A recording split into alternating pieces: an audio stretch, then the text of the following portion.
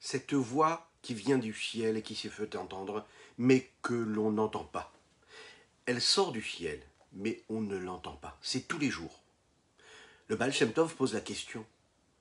Si cette voix qui vient du ciel est censée se faire entendre, et qu'elle ne se fait pas du tout entendre par chacune et chacun d'entre nous, pourquoi? Parce qu'on n'entend pas. Et pourtant, elle vient du ciel. Mais pourquoi est-ce qu'elle vient du ciel? Pourquoi est-ce qu'elle sort si on ne peut pas l'entendre? Et si on ne peut pas l'entendre, pourquoi est-ce qu'elle décide tous les jours, elle, de se faire entendre? Pourquoi on ne l'entend pas? Et pourquoi est-ce qu'elle décide de se faire entendre si on ne l'entend pas? C'est la question du Baal Shem Tov sur la parole des Pirkei Avot. Il est dit comme ça que tous les jours, il y a une voix qui vient du mont Chorev et qui, elle, se fait entendre. Elle est là pour exprimer la douleur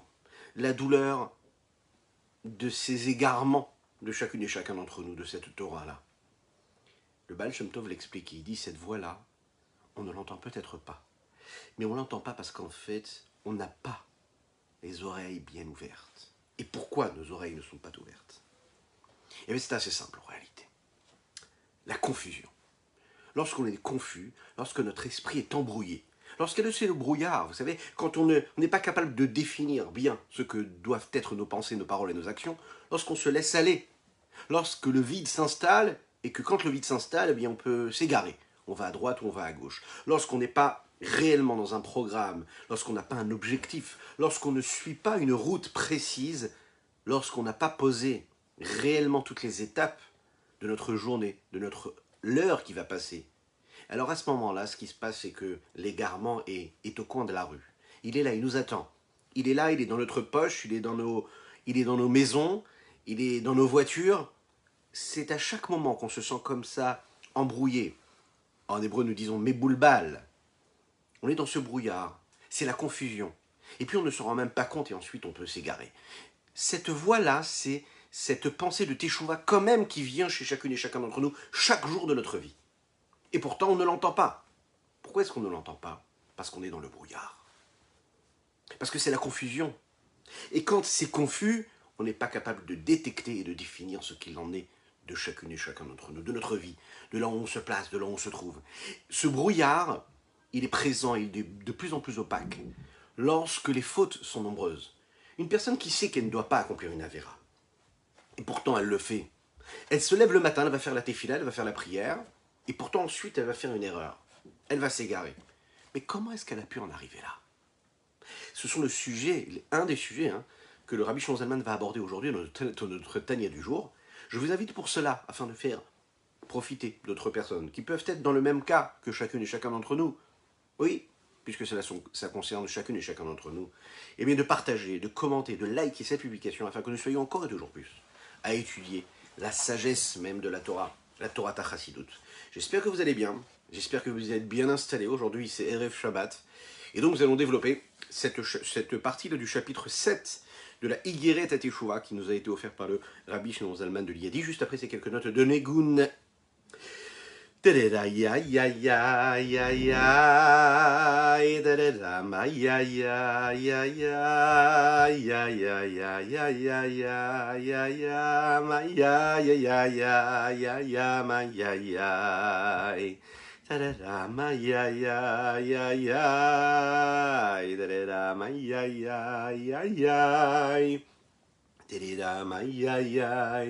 Ay da da da da maya maya ya da da da ya ya ya da da da ya ya ya da da da maya ya maya ya ya ya ya da da da ya ya ya ay ya ya ya da da da maya ya maya ya maya ya da da da ya ya ya da da da ya ya ya ay ay ay ay ay ay ay ay ay da da da ay ay ay ay da da da ay ay ay ay ay ay ay ay ay ay da da da ay ay ay ay da da da da ay ay ay ay ay ay ay ay ay ay da da da da da da ay ay ay ay ay da da da da ay ay ay ay ay ay ay ay ay ay ay ay ay Aïe da da da da da, aïe da da da da da da da, aïe aïe aïe aïe aïe aïe. Aïe aïe aïe aïe aïe aïe aïe aïe. Aïe aïe aïe aïe aïe aïe aïe aïe da da da aïe aïe aïe aïe aïe aïe aïe. Aïe aïe aïe aïe aïe aïe aïe aïe da da da aïe aïe aïe aïe. Aïe aïe aïe aïe da da da da aïe aïe aïe aïe aïe aïe aïe da da da aïe aïe aïe aïe. Aïe da da da da da da da aïe aïe aïe aïe aïe aïe aïe aïe. Aïe da da da da aïe da da da da da da aïe aïe aïe aïe aïe aïe aïe. Aïe da da da da aïe da da da da da aïe aïe aïe aïe aïe. Aïe da da da da da, aïe da da da da da da, ma, da da da, aïe aïe aïe aïe aïe aïe aïe aïe aïe aïe aïe aïe aïe aïe aïe. Boker Tov les Koulam, bonjour à toutes et à tous, c'est ceux qui nous rejoignent sur les différents réseaux. Boker Tov mon cher ami, j'espère que tu vas bien. Eh ben, Baruch Hashem, Baruch Hashem. Donc aujourd'hui, nous parlons de cela. Oui, et c'est les maximes de nos pères qui nous le disent. Et puis c'est le Baal Shem Tov qui l'interprète de cette façon. Nous l'avons vu dans cette introduction. Alors qu'est-ce qui se passe? Comment est-ce qu'on peut en arriver à fauter? Pourquoi est-ce qu'on peut être intentionnellement égaré quand on sait ce qu'est la vérité? Qu'est-ce qui se passe dans notre tête? Comment est-ce qu'on peut en arriver là? Comment on peut perdre les armes? Comment on n'y arrive pas? Comment on n'arrive pas à se retenir, de dire, de penser, de regarder, de faire ce que nous faisons, pensons, regardons, ou faisons, ou disons? Qu'est-ce qui se passe? Pourquoi est-ce que ce brouillard s'installe? Eh bien, comme partout, vous savez, il est dit comme ça dans la Torah qu'il faut mettre des barrières dans notre vie. Une personne qui a un foyer, qui a une maison, et construit une maison. C'est une mitzvah de mettre ma'aké. Il faut qu'il y ait une barrière à son toit. Pourquoi? Pour ne pas se mettre en danger. Donc chacune et chacun d'entre nous, nous devons mettre des barrières, pour ne pas tomber dans ce brouillard, pour être toujours à l'écoute de cette voix qui vient du ciel, et qui est là. Cette voix qui vient du ciel, c'est cette pensée de Teshuvah que nous avons, peu importe ce que nous faisons, nous avons toujours envie de faire Teshuvah. Ça n'existe pas un juif qui ne veut pas faire Teshuvah. Ah, tu n'as pas l'impression de l'entendre cette voix, tu penses que intentionnellement tu fais l'inverse de la volonté de Dieu parce que tu ne te sens pas du tout concerné parce que Dieu te demande, Chas v'Shalom. C'est faux. C'est juste que le degré, le niveau d'opacité peut être un peu plus élevé chez l'un ou chez l'autre, ou bien même chez une même personne, un jour ou un autre jour.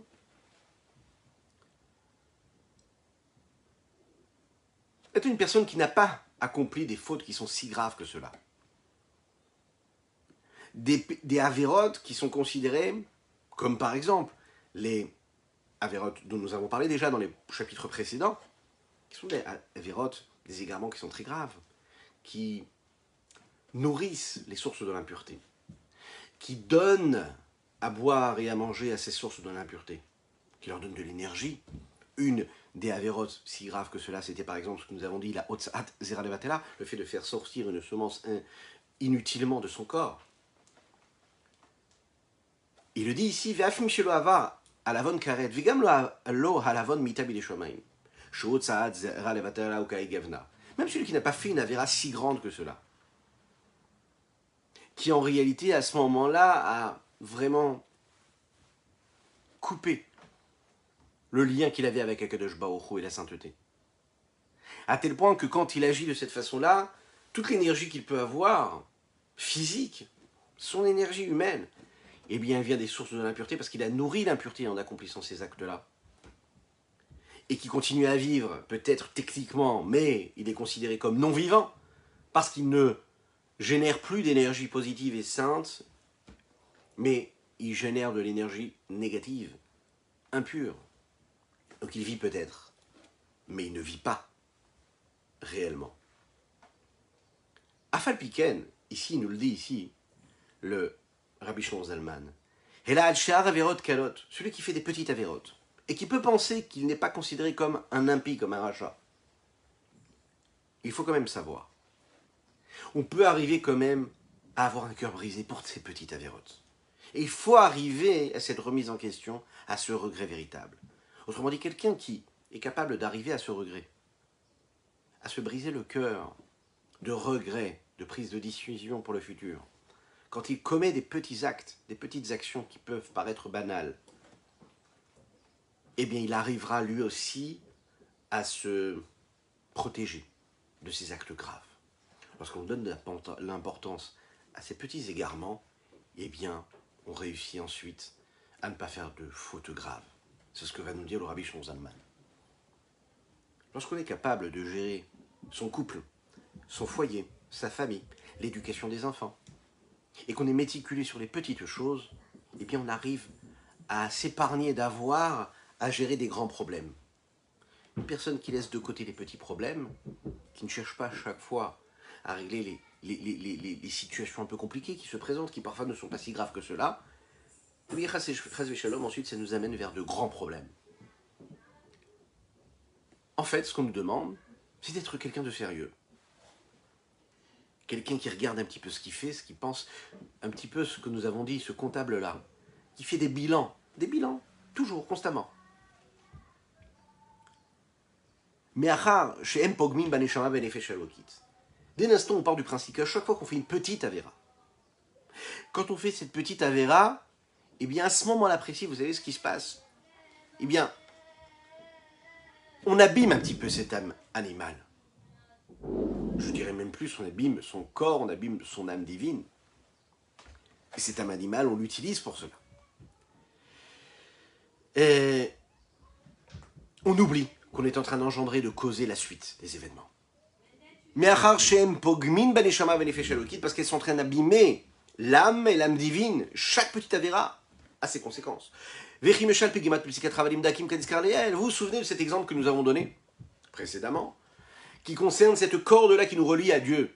Cette corde qui est en bas, tenue par l'homme, et à l'extrémité haute, tenue par Dieu.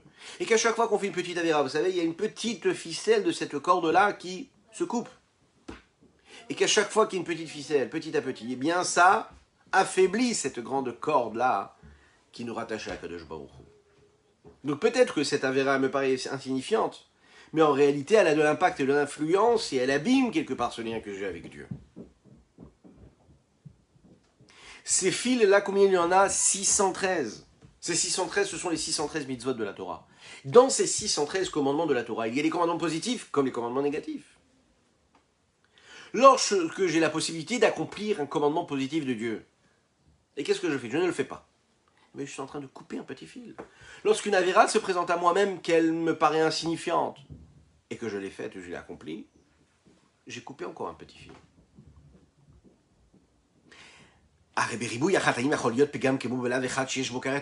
Et donc, lorsque je multiplie ces petits égarements, ces petites fautes à droite à gauche, qu'est-ce qui se passe à la fin?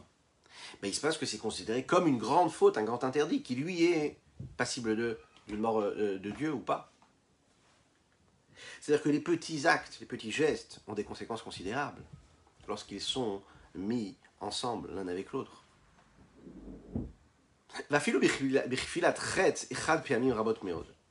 même lorsque c'est une seule faute que l'on commet à chaque fois la même, lorsqu'on répète une même faute. Dans l'exemple que nous avons donné de cette corde épaisse là, qui est constituée de 613 fils, on peut comprendre en réalité que la multiplication des fautes différentes, eh bien, s'accumule et peut permettre en réalité ensuite que cette corde-là se détache. Là, ce qu'il est en train de nous dire, Rabbi Shlomo Zalman, que même une seule faute, mais que l'on commet plusieurs fois, l'influence que peut avoir cela sur cette corde de la vie, de la vitalité qu'il y a sur l'homme, eh bien, c'est une influence en fait qui peut être subjective, qui va dépendre d'un homme et d'un autre homme. Un autre homme. Quand est-ce qu'un homme ressent vraiment ce détachement avec Dieu? Quand est-ce qu'il sent que cette corde-là ne tient plus? Quand est-ce qu'il sent que l'état d'urgence est arrivé? Quand est-ce qu'il se bouscule et qu'il se dit je dois me lever, je dois changer? Quand est-ce qu'il continue de se laisser aller ou pas? Ça dépend de chacune et chacun d'entre nous, chacun est différent. Chacun dépend, ça dépend de notre situation, de l'endroit où on en est, de notre évolution, de notre lien que nous avons avec Dieu. Il n'y a que Dieu qui sonde les cœurs et qui le sait.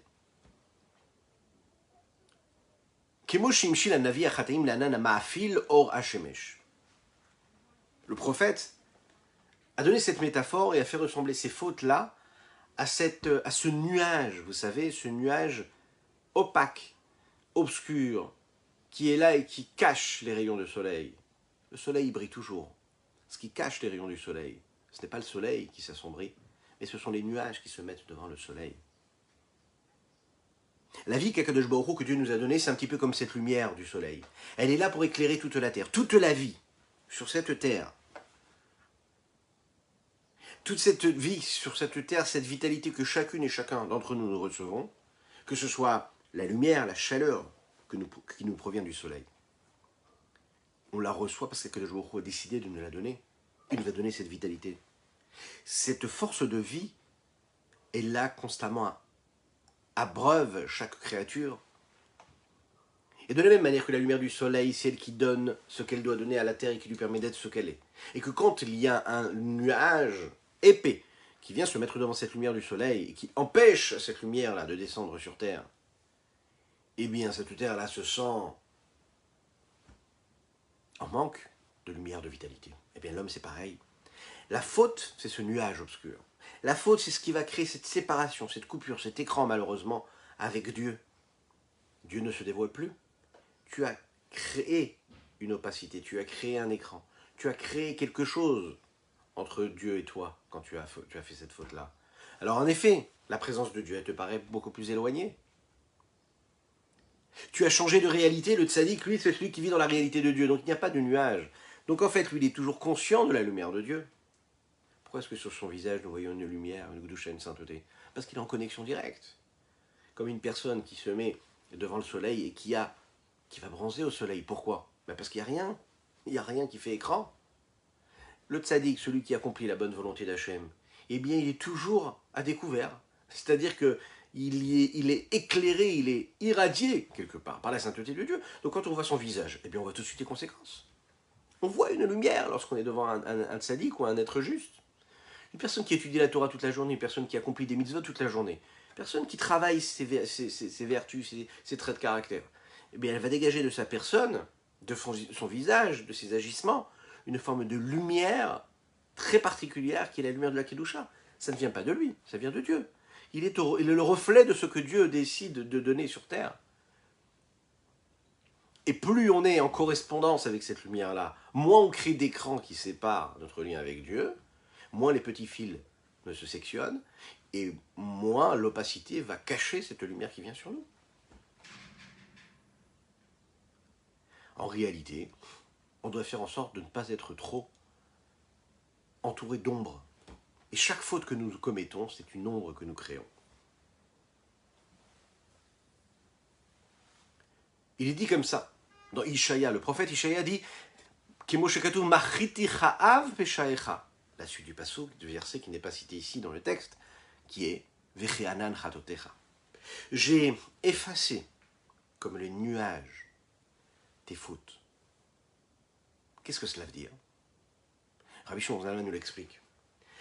Ka'av peshaecha, ça veut dire emaverot achamurot amavdilin ben pnimit ashpa'at shemavaye baruch hu nefesh adam. Ce sont les fautes graves qu'un homme accomplit. Il y a des fautes qui sont légères, des fautes graves. On va voir tout de suite ce que cela veut dire. Ces fautes graves qui nous séparent et qui séparent entre la profondeur de l'influence de vitalité qui vient de Dieu, du Saint béni soit-il, du nom de Havaye Yudke Vavke, et l'âme de l'homme.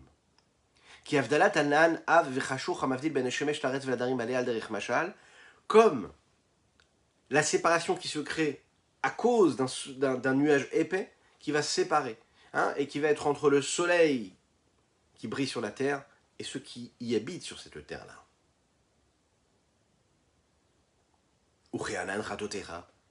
Et la deuxième partie du verset, comme ce petit nuage-là, tes fautes. Donc, il y a deux nuages. Il y a ces nuages qui sont très très épais, opaques, vraiment. Il y a ceux qui sont un peu plus légers, par lesquels on est capable de voir un reflet du soleil qui passe quand même. Là, ce sont les petites avérotes. Il les appelle comme ça, le Rabbi Shimon Zalman, Shadam Dash Be'akevav. Vous savez, ce qu'on foule, les petites fautes, toute la journée comme ça que l'on foule de notre talon. Qui eux vont séparer notre lien et le lien de vitalité qu'il y a avec Dieu, comme ce petit nuage qui est léger. Et la différence, elle se fait justement en fonction de la faute que nous sommes en train d'accomplir et des conséquences que cela va avoir. L'opacité de ce nuage-là, l'opacité de cette séparation est en fonction de la faute que nous avons commise. Et le Rabbi Shimon Zalman de continuer et de nous expliquer clairement dans les mots. V'hine kemo b'mashal hazeh. Dans cette métaphore que nous avons donnée. Une personne qui décide de mettre sur sa fenêtre, vous savez, des petits écrans, des petits films comme ça, des petits rideaux. Une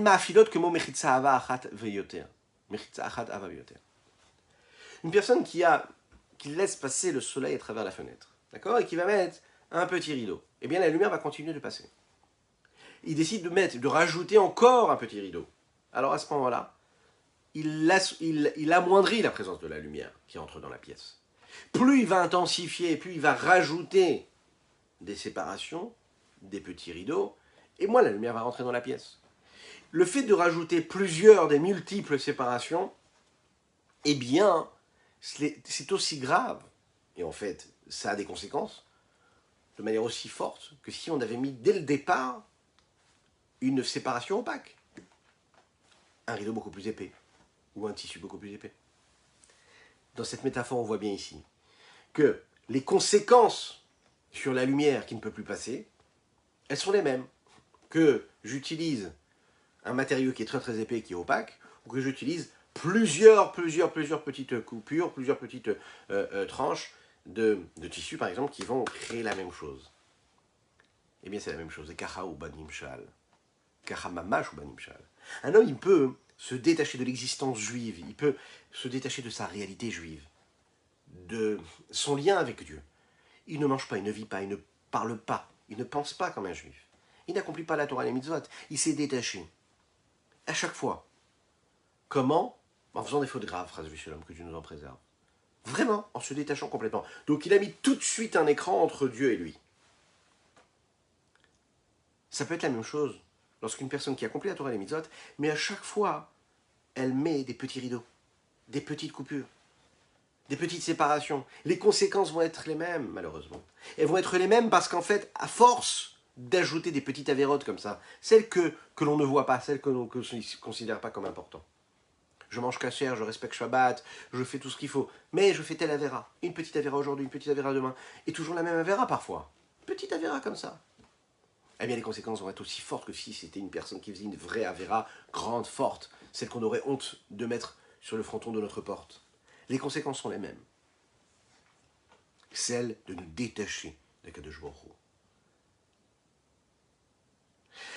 C'est l'histoire qui est rappelée ici par le Ravadim Even Israël qui explique vraiment bien ce que ce Tanya a à nous dire. L'histoire de deux personnes qui viennent chez un grand chacham, un grand sage, pour lui demander une réparation de teshuva. C'est-à-dire, comment faire teshuva sur les fautes. La première personne lui a dit, voilà, moi j'ai fait une faute qui est très très grave. Une faute très grave. Le deuxième dit, non, moi j'ai fait une faute qui n'est pas très très grave, mais j'en fais plusieurs. Plusieurs petites fautes. Alors, à la personne qui a fait la faute grave, le sage lui a dit, tu sais ce que tu vas faire? Apporte-moi une grande pierre. Le deuxième, il lui a dit, tu sais ce que tu vas faire? Tu vas aller chercher de multiples objets et tu vas les ramener ici. Plusieurs objets. Une fois que les deux personnes ont emmené ce que le sage leur avait demandé d'apporter, il leur a dit, ok, toi qui as fauté une seule faute mais grave et qui a amené cette pierre unique, tu vas la prendre, tu vas la ramener à sa place. Et toi, qui as fait beaucoup de petites fautes légères, que tu foules de ton pied tous les jours, tu vas prendre tous ces petits objets multiples que tu as apportés, tu vas les ramener à leur place. Celui qui a amené la grande pierre, il l'a ramené à sa place, mais celui qui avait, vous savez, rassemblé tous ces petits objets, il ne savait pas où les ramener. Écoutez bien cette histoire, comment elle est magnifique. Quand tu as fait une faute grave, tu sais la nommer, tu sais la montrer du doigt, eh bien tu sauras réparer cette faute-là, même si elle est très très grave. Mais quand tu fais plein de petites fautes comme ça, à laquelle tu ne fais même pas attention, quand on demande de faire tes choix pour cela, c'est beaucoup plus compliqué. Pourquoi? Parce que tu ne sais même plus où elles sont, tu ne sais même plus lesquelles tu as faites ou pas. C'est pas clair. Il n'y a pas pire qu'une personne qui a l'esprit embrouillé, qui ne sait pas où elle en est. qui ne suit pas un objectif, qui n'a pas de feuille de route. Elle s'égare, elle va là, elle va là. Elle ne donne pas d'importance à ses actes. Elle est comme ci, elle est comme ça, elle se laisse aller par ci ou par ça. Quand il faut faire teshuva après, mais par quoi on commence? Comment on va faire du vide dans notre tête, dans nos actions? C'est beaucoup plus compliqué. C'est plus compliqué. C'est plus compliqué parce que il faut aller retrouver l'endroit où il y a ces petits objets-là.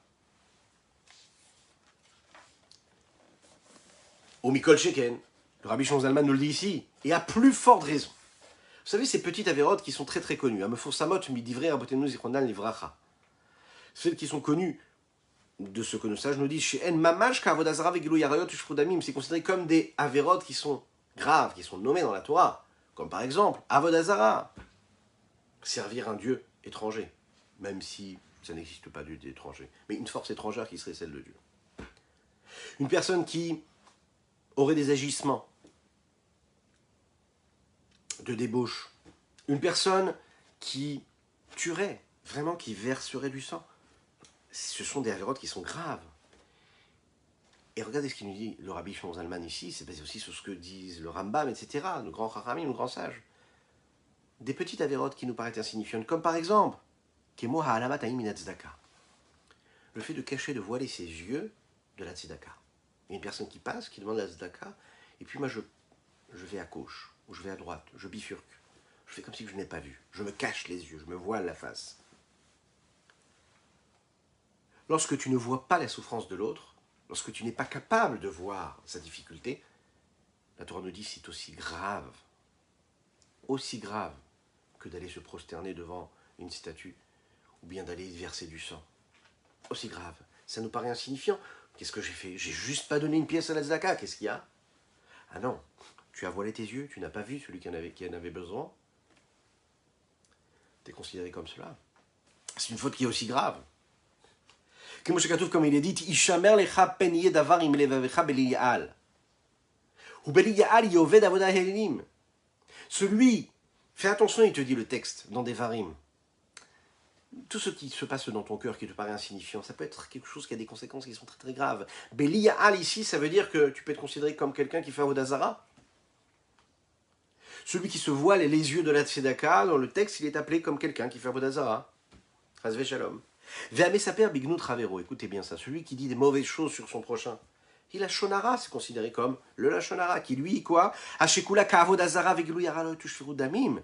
La shonara, c'est considéré comme quoi? Comme faire avodah zara, comme verser du sang, ou comme avoir des rapports interdits. Vous imaginez un petit peu la conséquence quand on dit quelque chose de négatif de son prochain. Vechola koes, le texte nous dit dans la Gemara Shabbat, tout celui qui se met en colère, alors, à nos yeux, être Oved Avodah Zara, rentrer dans un endroit où on n'a pas le droit d'aller, ou verser du sang, ou commettre des rapports interdits, on se dit, mais c'est pas possible, c'est impossible, c'est quelque chose de très très grave. Je ne peux pas commettre une chose pareille. Ça nous paraît très très grave. Par contre, se mettre en colère, malheureusement, on peut se mettre en colère. Rabbi Shlomo Zalman nous rappelle ici, nous dit, sache que quand tu te mets en colère, c'est pareil. Kehilou, Oved Avodah Zara, c'est considéré comme si que tu faisais Avodah Zara, tu t'es mis en colère. Vemi shesh bo gasut haruach. Ah, on continue, la liste est longue, attention, hein. Les Chachamim nous disent comme ça, dans la Gemara Sota, le Talmud dit, celui qui a gassut haruach, ça veut dire qu'il a une forme de grossièreté, manque de finesse, quelqu'un qui est vraiment grossier, qui se sent exister. Il est dit comme ça qu'Akadosh Baruch Hu et lui ne peuvent pas habiter au même endroit, ne peuvent pas résider au même endroit, pas possible. Dans le Talmud, il y a beaucoup, v'chayanot rabot bagemara, beaucoup d'exemples, en fait, qui concernent des petites avérotes, des petits agissements, des actes et des moments de vie qui nous concernent toutes et tous, que nous vivons tous les jours dans notre vie, et qui sont courantes. Et on les transgresse tous les jours. Elles font du mal à notre âme, comme les grandes fautes à nos yeux. Et le plus que tout, le Talmud Torah Keneged Kulam, l'étude de la Torah, cela correspond à tout. Ça veut dire que le fait de ne pas étudier la Torah, c'est encore plus grave que tous. C'est-à-dire que le fait de ne pas étudier la Torah, c'est pas seulement une avéra sur lesquelles on aura une punition. Il y a dans cette avéra des conséquences très très graves qui concernent toutes les autres mitzvot. Parce que tant qu'un homme il a un lien avec la Torah, il a la possibilité de réparer ce qu'il a fait comme mauvaise action. Celui qui a perdu ce lien qu'il avait avec la Torah, même si à un seul moment, à un moment particulier, il n'a pas fait d'avéra, à la fin, il va se détacher quand même de ce lien qu'il a avec cette corde qui le relie à Dieu. Encore plus que cela, c'est une avéra qui est courante. On peut passer des journées entières sans étudier la Torah. On est pris partout, par le travail, par la famille, par notre téléphone portable, par tout ce que le monde nous offre. Et on ne va pas étudier la Torah. Et on pense que c'est normal. On a toutes les raisons, on a toutes les excuses. Tu n'as pas étudié la Torah, petit à petit, tu t'es détaché. C'est l'oxygène, le limud de la Torah, l'étude de la Torah. C'est ton oxygène avec Dieu. Comme les Chachamim le disent, Viter Akadosh Baruch Hu Avodah. La suite du texte, c'est que Dieu, il a accepté de ne pas faire attention à la Avodah Zara qui pouvait être commise. Il est capable d'accepter une faute qui aurait été commise concernant du sang qui aurait été versé, ou bien des actes qui n'auraient pas dû être commis, de l'adultère, des rapports interdits. Mais par contre, il y a une chose, l'oviter, c'est la limud de la Torah. Il n'accepte pas le fait qu'on ne puisse pas étudier la Torah. Parce que c'est notre énergie, c'est ce qui nous relie à Dieu. Mais la reine, c'est la raison pour laquelle. Puisque chaque homme, en réalité, il faut se dire les choses en face. Ouais. On est tous confrontés à ça. Qui c'est qui a toujours et tous les jours étudié la Torah de sa vie? Il y a parfois des journées où on n'arrive pas à étudier. Donc on est tous concernés par cela. C'est la raison pour laquelle les Chachamim, Sidrou Bikriat Shema Shalamita, les Kabel Elav Arba Mitot Bedin Vechulei. Les Chachamim, nos sages, ont décidé, vous savez, dans le Sidour, on a tendance à l'oublier. Pas tout le monde le fait. Mais c'est très très très important de le faire. On en a déjà parlé plusieurs fois ensemble. Ce moment de bilan que l'on fait tous les jours, au moment du Kriyat Shema chez Alamita, il y a la tfila de Shacharit, il y a la tfila de Mincha, et la tfila de Harvit. Mais il y a aussi la tfila de Kriyat Shema chez Alamita. Lire les Shema et quelques psaumes avant, après, un texte dans lesquels nous demandons pardon pour nos fautes, tous les jours que nous disons juste avant d'aller dormir. C'est un texte qui est très très important. Et dans ce texte, il y a un Yiratson dans lequel on demande à Kadosh Baruch Hu de nous pardonner, d'expier toutes nos fautes, qui peuvent correspondre à toutes ces punitions célestes. Et quand on les énumère, eh bien, on fait référence à toutes ces fautes, et de cette façon, on demande à Kadosh Baruch Hu de nous pardonner de cela. Milevad, mis à part le fait que chacun doit avoir, chez Al-Piasso, d'après la Kabbalah, nous dit que, vous savez, les quatre lettres du nom de Havaï, Yud Ke Vav Ke, ont des conséquences sur notre vie. Puisque nous l'avons dit, c'est elles qui sont les sources d'énergie. Et lorsque l'on accomplit des fautes qui correspondent aux 4 morts célestes, qu'il peut y avoir, pas seulement célestes d'ailleurs, mais 4 morts, 4 punitions qu'un homme peut recevoir quand il accomplit ces fautes-là, eh bien il abîme une des lettres du nom de Havaï, Yud Ke Vav Ke. Le fait de demander pardon, quelque part, on répare un petit peu, on demande à Kadosh Baruch Hu de faire en sorte que c'est comme si nous avions reçu cette punition-là, puisque nous avons abîmé une des lettres du nom de Dieu, Yud Ke Vav Ke. Comme il est dit là-bas, dans la Kabbalah, Kol hapogem ba'ot Yud shel Shem Havaï ki lo yitraev skila. Tout celui qui a abîmé cette lettre Yud du Yud Ke Vav Ke du nom de Dieu, c'est comme si qu'il avait reçu cette punition-là, qui était la punition de Sekila. Ve'hapogem ba'ot E ki lo yitraev serefa. Celui qui a abîmé la lettre E en faisant telle ou telle faute, eh bien, il a engendré cette obligation-là de recevoir cette peine-là qui est considérée comme srefa. Celui qui baot vav qui lun chev ereg, et celui qui a abîmé la lettre vav du nom de Havaï Yud Ke Vav Ke, lui, c'est comme si considéré comme si qu'il avait reçu cette mort qui est considérée comme la punition de ereg. Ve baot e acharona qui lun chev reneg. Et celui qui a abîmé la dernière lettre du nom d'Havaï Yud Ke Vav Ke, le E, le dernier E, et lui, c'est comme si qu'il avait été considéré comme si qu'il avait reçu cette punition qui est appelée Chenek. On précise bien tout dans ce Kriyat Shema chez Alamita. Et il dit comme ça, Vemevetel Kriyat Shema, par exemple, une personne qui doit dire le Shema tous les jours. C'est une mitzvah de dire le Shema tous les jours. Maintenant, on n'a pas dit le Shema tous les jours. Eh bien, il faut savoir que Pogem Baot Yud, on a abîmé la lettre Yud. C'est très très grave. On peut se dire, oh, mais c'est pas grave, je vais aller le schéma, je le dirai demain. Pas du tout, tu as abîmé la lettre Yud, Ke Vav Ke, la lettre Yud du nom de Dieu. Ça a des conséquences considérables. Vetfilin, Baot E. Et celui qui ne met pas les téfilines alors qu'il pourrait les mettre. Pas quelqu'un qui ne sait pas, qui ne connaît pas, qui n'a pas. Non, quelqu'un qui sait, qui les a, il les a dans le placard. Je dis, mais c'est pas grave, je mettrai un autre jour. C'est considéré comme quoi? Comme une personne qui a abîmé la lettre E, la deuxième lettre du nom de Havaï, Yud Ke Vav Ke. On peut dire quelque part et l'expliquer, c'est très simple, c'est pas juste de la Kabbalah comme ça. il y a des conséquences réelles. Quand vous mettez les téphilines, vous les mettez sur la tête. La tête, c'est quoi? C'est le cerveau, c'est l'intellect. Qui considérait quoi? Comme la séphira de Bina. Et la première lettre du nom de Havaïe, le deuxième lettre, mais le premier E du nom de Havaïe Yudke Vavke, correspond justement à cela, à cette séphira-là. Et puis on l'a laissé comme ça de côté, on s'en est pas servi, on ne l'a pas irrigué, on ne l'a pas nourri. Donc on l'a abîmé. Si on l'a abîmé, eh bien, on est puni pour cela. Vetzitzit, Baodvav, celui qui a la possibilité de mettre les tzitzit et qui a l'obligation de mettre les tzitzit et qui ne met pas les tzitzit et ne porte pas les tzitzit. Alors à ce moment-là, il a aussi des conséquences. Il est dit comme ça dans les textes, vous verrez les tzitzit et puis vous vous souviendrez de toutes les mitzvot. On ne met pas les tzitzit. Eh bien, ça correspond à cette lettre Vav que nous avons abîmée, qui, elle, cette Vav-là, ces Vav correspondent aux séphirotes, aux différentes vertus, aux différentes forces qui permettent l'émanation même de cette divinité, de cette force de l'infini qui nous nourrit, chacune et chacun d'entre nous. Une personne maintenant avait tefila, et celui qui a la possibilité de faire la tefila, qui ne fait pas la tefila, alors à ce moment-là, il a abîmé la lettre E, la dernière lettre E du nom de Dieu, Yud-Ke Vav-Ke. On peut le dire, on peut l'expliquer de cette façon-là, que puisque la tefila, c'est un mouvement qui vient du bas vers le haut, l'homme qui prie, il se dirige, et il dirige sa prière vers le haut, du bas vers le haut.